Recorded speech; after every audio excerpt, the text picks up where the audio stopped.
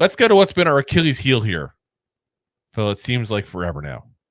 And that's the offensive line. Let's be honest, the Giants have had not good success with their offensive line overall as a whole. Now, this group here, heads up, we're doing this a little different than we're doing the rest of it. There's a ton of backup offensive linemen. There's going to be a ton of movement on rosters. It is basically almost impossible to figure out exactly who's going to be backup offensive linemen this early in the game in the season there. So we're doing this purely off starters, projected starters, I should say, as well as that. Number 4 is going to have to be the Giants. Still, number 4, bringing up the rear in this division here. Now, that's mostly because of one person here, and I shouldn't say it that way, but it's mostly because of fears about one person here specifically, and that's Andrew Thomas, who, quite frankly, is coming from a bigger injury than I think people realize. He is a guy that when he went down last year, you saw this entire offensive line fall apart. Now, if Andrew Thomas can be healthy, this offensive line could be a whole lot better. A whole lot better, because he is one of the best left tackles in all of football when healthy. It's a huge difference when he's there. But if he's not, yeah, we have some people that actually can play tackle. We're not trying to force guards to play tackle this year if that happens, but they're nowhere near the player that Andrew Thomas is. Absolutely amazing player. Left guard, you got John Runyan Jr., who, let's say, he didn't have the best first year with the Giants here. Now, he was battling injuries. He is the guy that consistently throughout his career has battled injury and played through them. I'm willing to give him, I won't say a full-on pass, but I'm willing to say that he's a guy that very well could be much better this year. You know, that's a good thing to say, but you can't guarantee it. Let's be honest. There's a reason the Packers let him go. It's not just because of money. It's because he wasn't a very good very good run blocker. You know, but like I said, that's where there's a good chance for improvement there potentially. At center, John Michael Schmitz, who obviously is a huge disappointment so far, but he's also been battling injuries left and right. Let's be honest here. If things don't go well for him, this is probably his last year as the guaranteed starter at the center position. And like I said, such high hopes they had for him coming out. Been a really absolute flop, though. At right guard, Greg Van Roten, who was a nice surprise, a late signing last year that really stepped in and did very good at right guard. He got a lot of praise. He was the only guy to literally play every single snap. That's how consistent he was compared to everybody else there. But again, he's not a light the world on fire kind of player. He just played solid as a right guard last year. And then at right tackle, Jermaine Eluemunor. That besides the embarrassing comments he said after the Steelers game, that's the one issue I had with him last year.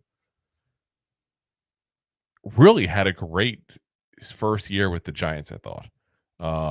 He had a great time, especially at right side. It was a little bit worse, obviously, when he went to the left, but that's to be normal at that point. He hadn't played left tackle in forever, and obviously he's nowhere near the player that Andrew Thomas is. But him moving over to that left side was a big help to this line overall, because you all saw what happened prior to that. We had like 3 or 4 people there, and they all sucked. Like I said, a good solid right tackle there. Again, not going to light the world on fire, but a good solid right tackle there. So, and it's sad when it's like you got really amazing player, you can't guarantee he's going to be healthy. Left guard, you got to hope is healthy and improves because of that. Center, that's got to hope is going to be healthy and improves. And then just 2 guys that are solid.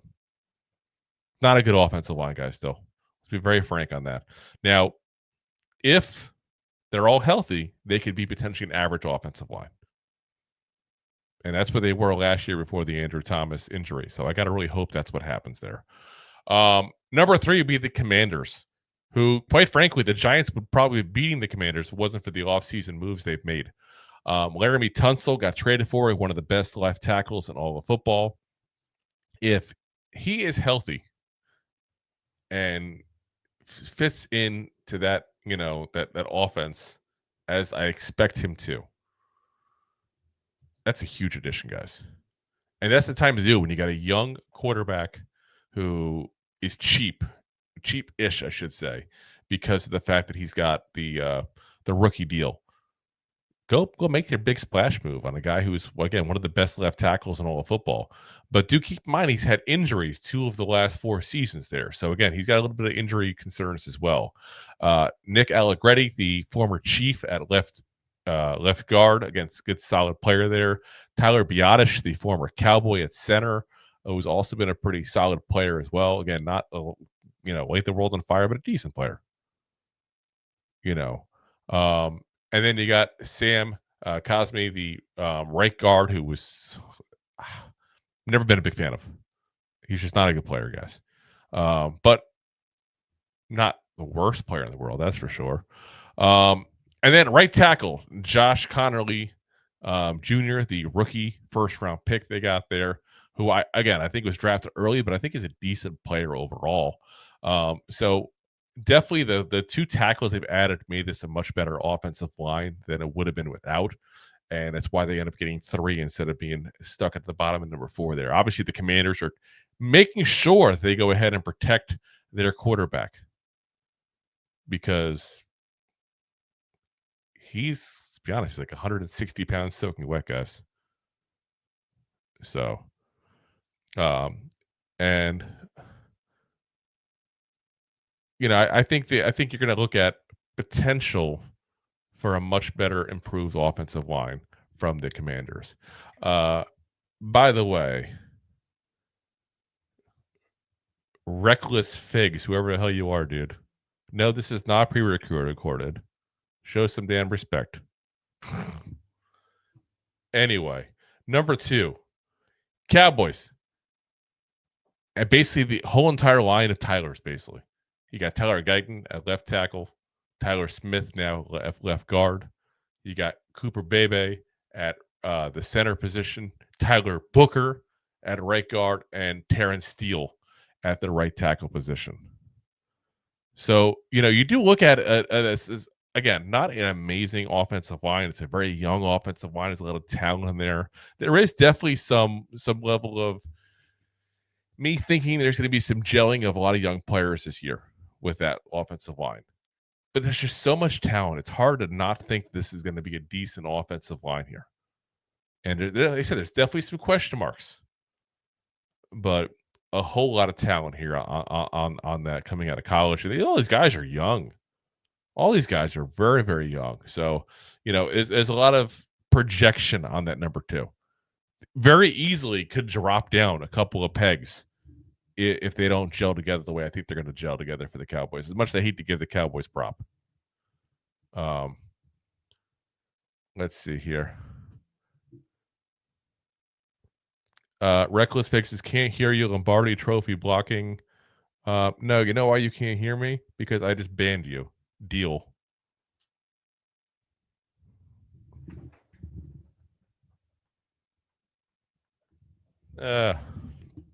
So, yeah.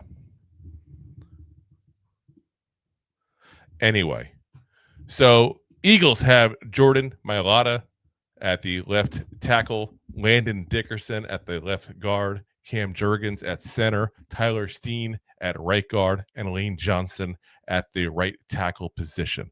So obviously, listen, it's been a great part of the the Eagles for a long time, their offensive line, and point blank, they have the best by far in the NFC East. There, it's really what makes that team so good. It really is. And again, we're not doing backups with the offensive lines. We're point blank just kind of triple the scores there for the offensive line starters. The Eagles end up with 12, Cowboys with 9, Commanders with 6, and the Giants end up with 3. So, thanks for watching. Like the show? Of course you do, or you would have turned it off by now and not be hearing me. There are plenty of ways to support the show. YouTube is the best place to join us, and we offer memberships there with fun benefits like custom emojis and early access to video clips. Of course, there you can also send super chats and stickers to send one-time support payments. The best way to support the show is to buy these drunk idiots beers at buymeacoffee.com/2giantgoofballs. Along with one-time support payments, there are also monthly plans, so you can continue to help kill their livers each month. You can also show people that you are a goofball by visiting our store at 2giantgoofballs-shop.fourthwall.com. We got everything from shirts, hats, phone cases, funny candles, buttons, stickers, and even a 2Giant Goofballs towel to dry off your goofballs. Of course, you can always support the show for free by simply hitting the like, subscribe, and share button wherever you are watching or listening to this. Hit the thumbs up on YouTube. Leave a 5-star review on Apple Podcasts. It helps the show tremendously, and quite frankly, the Goofballs suck at marketing and need your help to get the word out. Thank you for being part of the Goofball Army and for taking the time out to support the show.